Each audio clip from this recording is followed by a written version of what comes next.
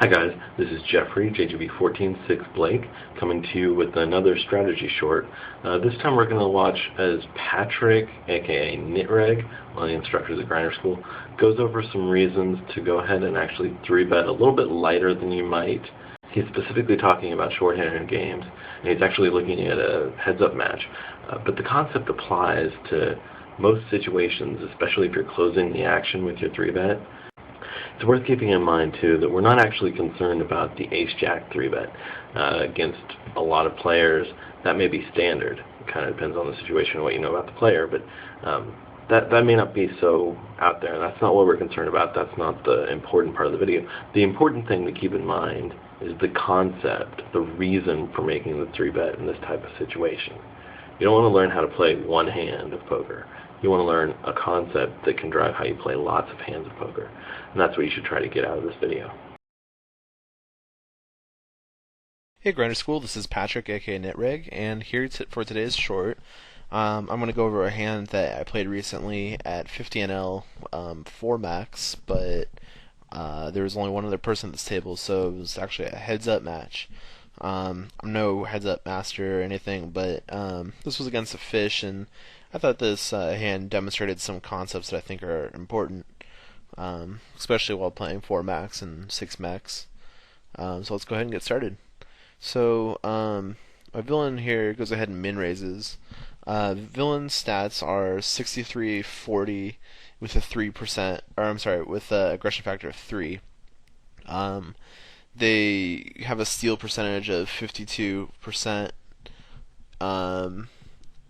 He 3-bets 28.8%, and folds to 3-bet 0%.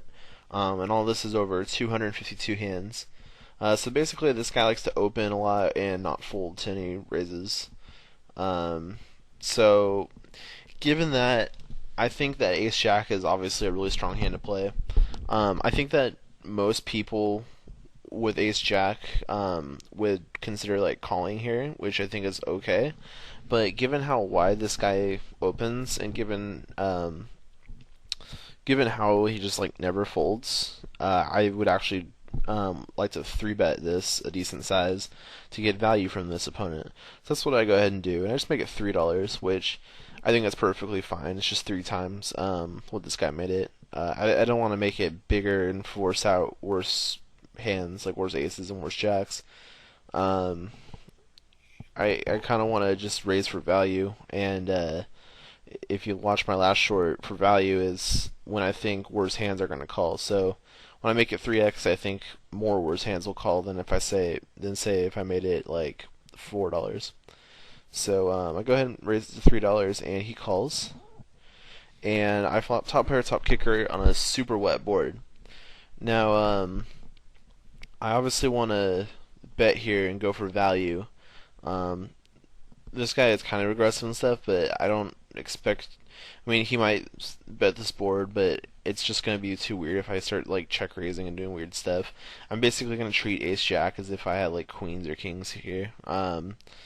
So I'm going to go ahead and obviously bet for value, and I want to bet a fairly big size. So I make it 450, which is 3/4 pot. And I think that's perfect because there's so many hands that he's going to call with. Any jack, any 9, 7, straight draws, flush draws, etc., etc. And I'll get all of his money in as soon as possible because the more cards I see, the more chances there are for a card like the 8 of hearts or something to fall off. And I want to get all my money in while I'm ahead. I'm pretty sure I'm ahead. And I don't think I'm going to be folding this flop to a short stack. So he goes ahead and actually raises me, min raises. His a raise percentage of 17%, and that's over 18 flops. So he raises quite a bit, at least so far. So I can't really give him too much credit here for having too big of a hand because the board's too dry. So I'm sorry, it's too wet.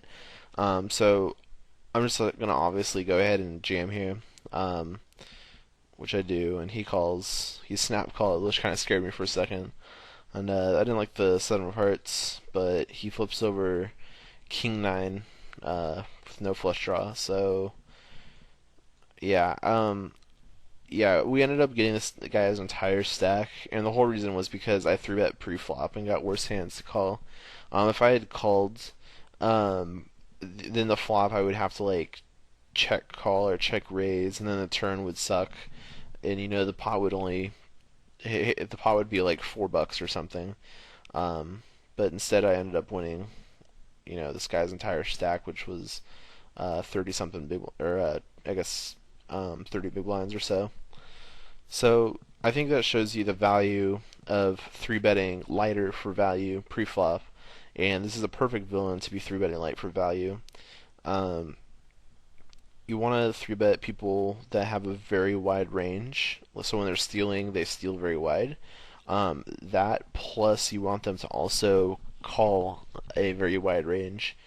This guy is the very stereotypical example, um, because he just simply hasn't folded to 3-bets yet. So pretty much everything that he opens, which is 52% of his hands, you can poker stove that and see how wide that is.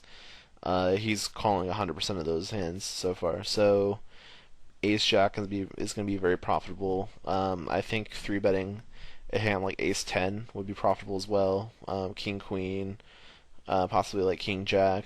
You might be able to do some other stuff too, like King Jack suited, maybe some Queen Jack suited, but kind of the lower you go with broadways, the more you just want to consider calling.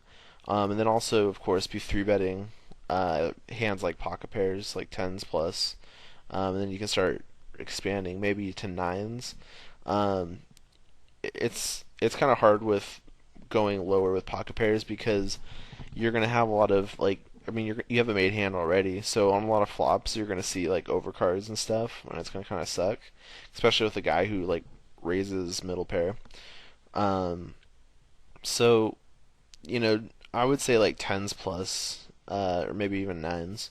Any lower than that, you should probably just be calling. Um, but yeah, just be more conscious of your villains and their ranges, and consider 3-betting hands that you might normally decide to call. Because if you looked at my last short and saw the description of value betting, the whole concept of value betting is that worse hands will call more often than better hands, or worse hands folding or whatever. So for the concept of value betting, this is a perfect example because we're 3-betting here and we're getting worse hands to call. So just want you guys to be conscious of that, and thanks for watching my video.